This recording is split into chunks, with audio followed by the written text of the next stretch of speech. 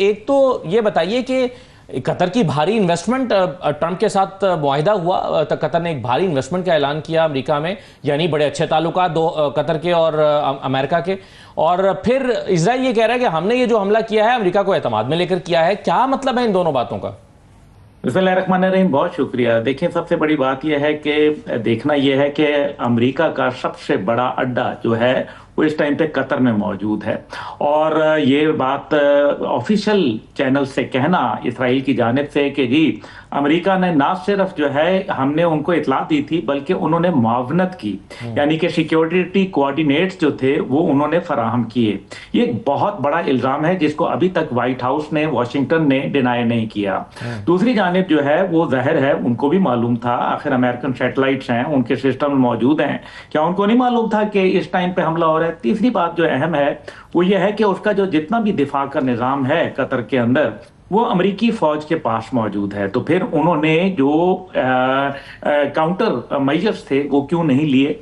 तीसरी बात यह है कि जो अहम है कि वो ये है कि यूनाइटेड नेशन को अगर आप गौर करें तो यूनाइटेड नेशन का इस टाइम पे क्या किरदार है, क्योंकि एक आदमी जिसको आलमी दहशतगर्द जो है वो करार दे दिया गया है वो अभी तक जो है वो खुलेआम फिर रहा है और बेंजामिन नेतन्याहू को ना गिरफ्तार किया जाता है ना कुछ किया जाता है। फिर इसके अंदर एक और पहलू यह है कि अभी जो मेरे ख्याल में हमें जो करना चाहिए, जो कि सारे लोग सोच रहे हैं, उसके अंदर पहले तो ओआईसी का जो है वो आर्टिकल 8 भी मौजूद है चार्टर का और आर्टिकल 9 भी मौजूद है। इसी तरीके से आर्टिकल 38 यूनाइटेड नेशन का मौजूद है। पहले तो मेरे ख्याल में ओआईसी को एक इजलास तलब करना चाहिए, लेके जाना चाहिए इस मामले को बाकायदा जनरल असेंबली और यूनाइटेड नेशन दोनों में लेके जाना चाहिए। गो के वहां से मुमकिन है कि उसको जो है वो वीटो कर दिया जाए अमेरिका की जानिब से।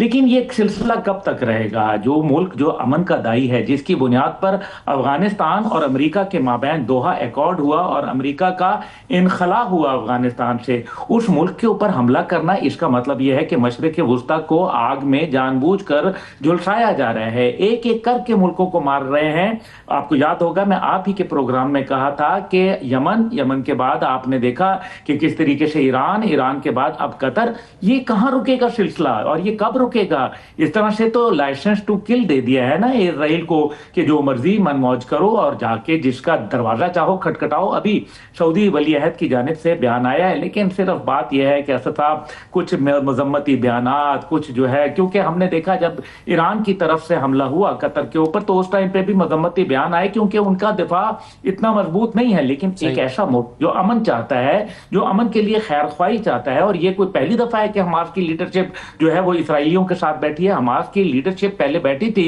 जिसके नतीजे के अंदर जो है उनके इसराइली कैदी जो थे वो रिहा किए गए थे। तो आज जो फिर ये काम किया जा रहा है, इसका मतलब यह है कि जब से टिएनएनमेन स्क्वायर के अंदर एक खास परेड हुई और चाइना ने अपने आप को सुपर पावर डिक्लेयर किया, उसके बाद अमेरिका चाहता है कि ये दायरा कार जो है ये बढ़ जाए।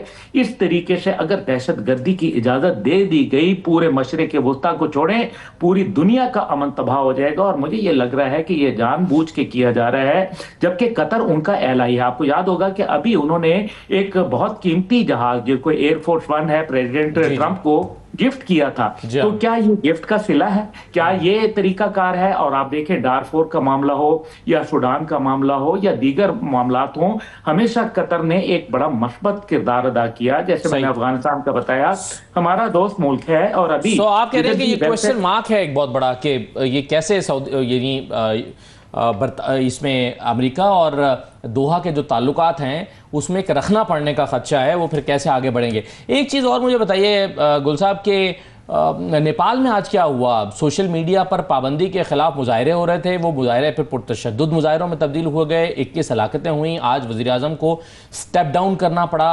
क्या हुआ है नेपाल में?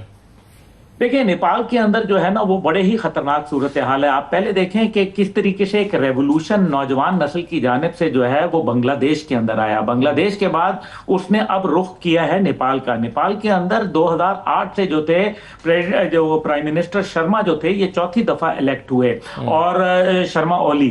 अब शर्मा ओली साहब जो थे उनके ऊपर करप्शन के और उनकी काबीना के ऊपर बेतहाशा इल्जामात थे। और फिर जो करप्शन के खिलाफ जब प्रोटेस्ट होना शुरू हुए, क्योंकि नेपाल के लोग लोग बहुत ही गरीब लोग हैं और ये लोग जो है मुख्तलिफ ममालिक के अंदर जा जाके जो है रोजगार के लिए जाते थे और एक बहुत बड़ी नौजवान नस्ल जो है बेरोजगार और इसे आप इसे जेन जी का रेवोल्यूशन कहा जा रहा है या उनकी तरफ से ये जो है वो कहा जा रहा है कि उन्होंने ये इंकलाब बर्पा कर दिया।